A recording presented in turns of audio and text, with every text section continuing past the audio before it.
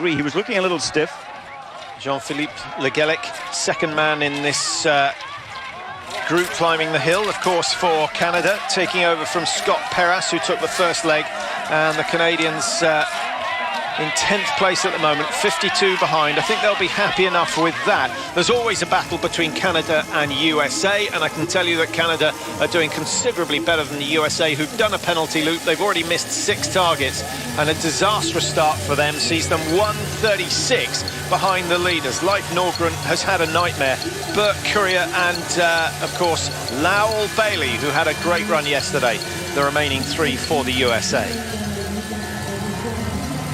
Now, Lesser on the left of your screen, part of a new-look German team. Schemp, Lesser, Graf, Pfeiffer. Put Bernbacher in there somewhere, and you've got a potential winning team, without a doubt. I think Bjorn Dahlen just landed. He's going to shoot so fast. He'll take more risk today with the 3 spare rounds.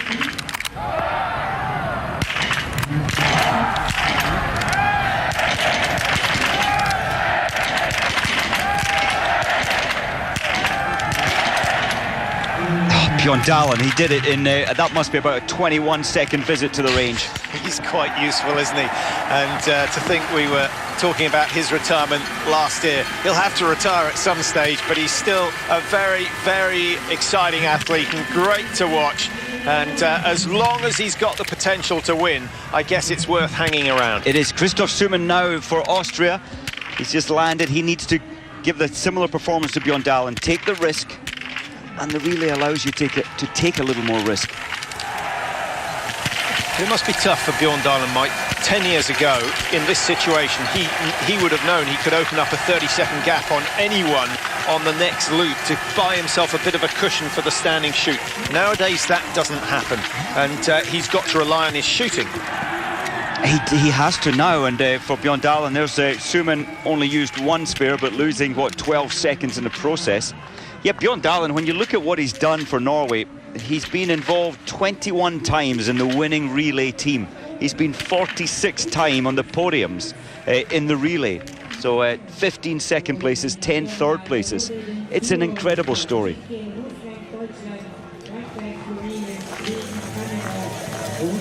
USA just settling.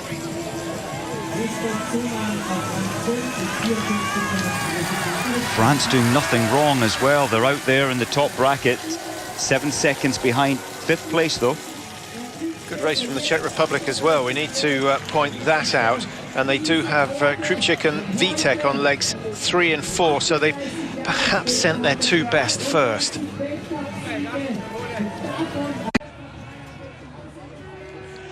Welcome back to a very sunny Austria, and an exciting race developing here.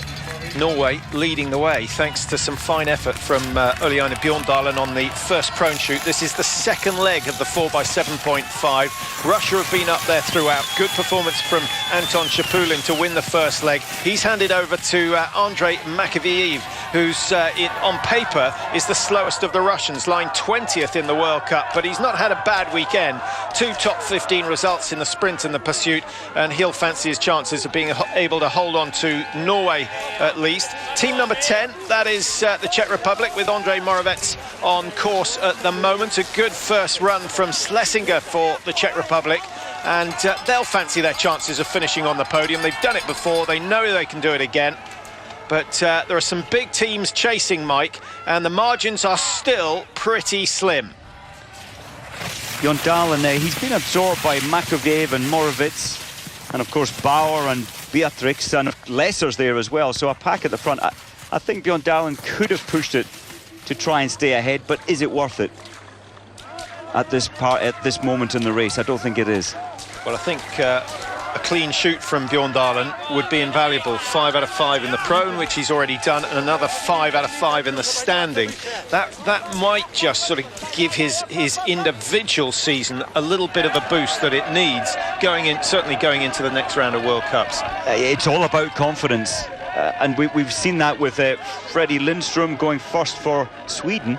Last week in Östersund, where he wanted it most, he just wasn't on form already. With a top 15 position on on Friday, it gave him the confidence to move up to 4th. So it is all about confidence in biathlon. Of course, it's Jaroslav Sukup, the Czech team don't have because of his cycling injury. And consequently, Thomas Kuchik has been brought in, who is preparing for the second leg. He doesn't know where he's going to start, but it looks as though he may well be starting in the top 4 or 5 today. Russia again take the lead to control the pace on the big climb. Ustugov and Malishko. It's a useful finish, isn't it? Ustugov 3rd in the World Cup standings at the moment, and Malishko, who went from 11th to 2nd in the pursuit yesterday. So 2 men very much on form, and the Russians looking to make up for what I guess was a disappointing relay season for them last year. Look at the gap now, back to 7th position. That's a significant gap, 45.1 seconds. A lot of that can be turned around on the range with fast and accurate shooting. We've seen that as each day goes by here in Hochfilzen. And I like the way Italy are performing. This is a good start for the Italian team. De Lorenzi, Vindish, Duto and Hoffa. Pietro Duto on the 3rd leg, coming in for the other of the Vindish brothers, and that's really the key leg for them. Lukas Hoffa on the anchor leg for Italy. He'll be able to make up a bit of time over the snow. Whether he loses again in the range, we'll have to find out. How's that for a stunning backdrop, Mike? Beautiful fresh snow on the top of the mountains, and they're pretty big peaks, not far from the German border, of course, in this part of Austria. Plenty of alpine skiing to be had. Now, with the air at minus 15, Bjorn Dahlen deciding to keep his face warm.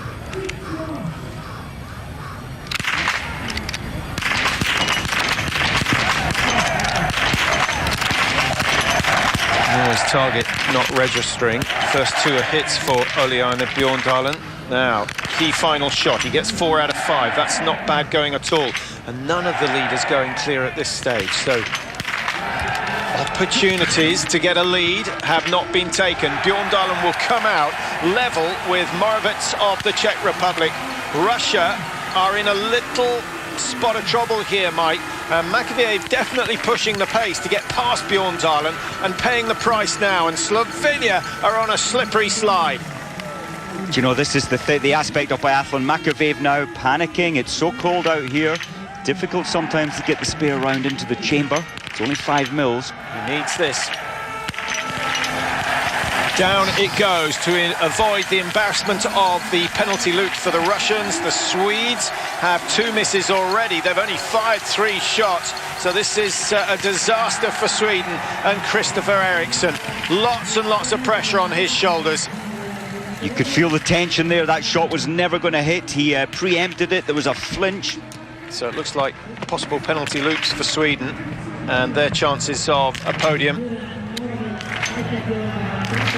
being reduced to almost nil. Of course, anything can happen. 33-36 the time for Moravec, first out of the stadium. Norway in 2nd place with Ole-Einar Bjorn Dahlen. Those 2 will have a good battle. Lesser of Germany. He's done well to keep Germany in 3rd place. Sweden 1 penalty loop at least. Estonia could have 3 or 4 come the end of this one, and that's a really disappointing performance from them. Estonia with Tobrulutz. Indrek Tobrulutz, he's got more experience than that. Something must be going drastically wrong for him. Canada still in 7th, despite the fact that they've missed 4 targets so far today. To do, Is it not?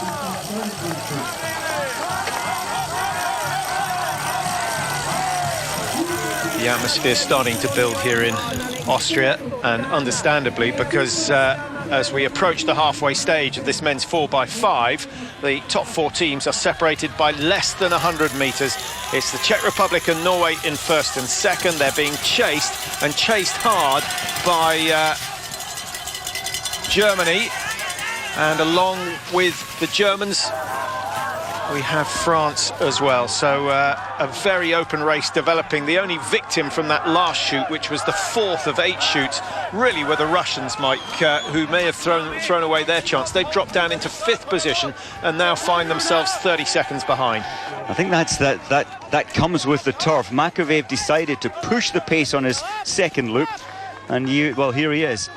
skiing very, very fast, but I think he just came into the range over his comfort zone, and he really suffered on the range. He was 31 seconds behind when he left the range. He's cut that to 25, so he's done well. If he can keep that pace going, fantastic. But don't forget, a minute and a half of climbing up that big hill the other side of the road. That might get the better of Makeyev. Kazar of Slovakia in 6th. They're now well ahead of the Austrians. Christoph Suman, he was 105. He's making ground. He's got the deficit back to 42 seconds, so the Austrians still have a chance and something for the locals to cheer about. Ole Einar Bjorndalen starting to turn it up on the big climb. This is where he's been so strong over the years. He won't have a sprint finish into the stadium, but his work rate on the consistent climb is absolutely astonishing. Do you know, Patrick, this is the best we've seen from Bjorndalen for, what, 2-3 seasons. Yesterday, the 4th fastest ski time. Today, surely this is going to match anybody. He really is back. Yeah, Bjorndalen, a look over his shoulder to see what damage he was doing to Moravec. Moravec instantly a look over his shoulder to see if he was in danger of losing 2nd place. But that's not really the case at the moment, as Beatrix's France moves into 3rd and starts to pull away from Eric Lesser of Germany, who's had a great start to the season, but already starting to show signs of fatigue. Definitely. Well, Lesser, he stayed with the pace on the first lap. He tried to stay in the second, and this is the punishment, the payback when you over-push your pace. I wonder how Christiansen is feeling. The next man taking the course for Norway, 23rd in the World Cup rankings, but he's had results that would suggest that he's going to be capable of moving up the order. 2 top 20 results this weekend for Christiansen, and he could top it off with a relay win if he can give Svensson a lead of, what, 35-40 seconds. That would be pretty handy. And Christiansen, he's only missed 1 shot here from 30 shots fired. His shooting form is brilliant. Now, fingers crossed if you're a fan of the Czech Republic, because Thomas Krupčík is on the next leg. He comes in for Sukup. So away go Norway. It's not a huge margin, but 6 seconds might be quite handy for Christiansen. But I think more significantly, they've got a margin of, what, 10 to 15 seconds over the French, a little bit more than that. And that really is very, very important indeed. Now the French have to do the work, and it's Alexis Berth on course at the moment. He's in great form, lying 4th in the World Cup standings. Berth was desperate to get handed over to you. You have to make physical contact with your teammate. Lesser came out of the range 5 seconds behind Mike. He's dropped 26 seconds in that last 2.5 kilometre loop.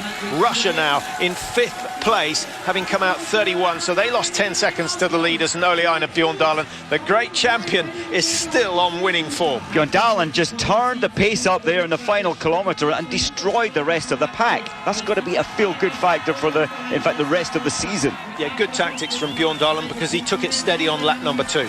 He did, and I think on lap 1, yes, lap 2, sorry, where he went out first, he was happy to slot into 3rd position. Well, there you see the standings at the halfway stage. Norway, the Czech Republic.